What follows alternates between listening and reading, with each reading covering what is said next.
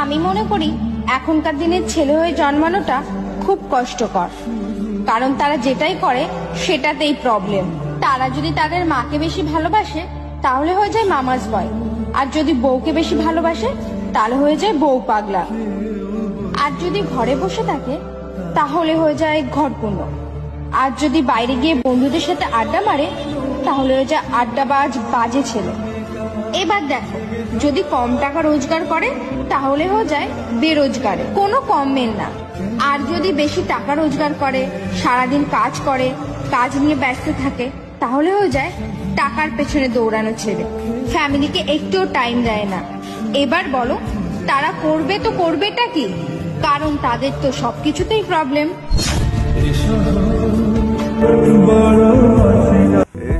হ্যাঁ দিদি, কথাটা ঠিক বলেছ। সব মেয়েরা যদি এরকম করে বুঝতো তাহলে ছেলেরা হাজার দুঃখ কষ্ট ভুলেও একটু হলেও হাসতো।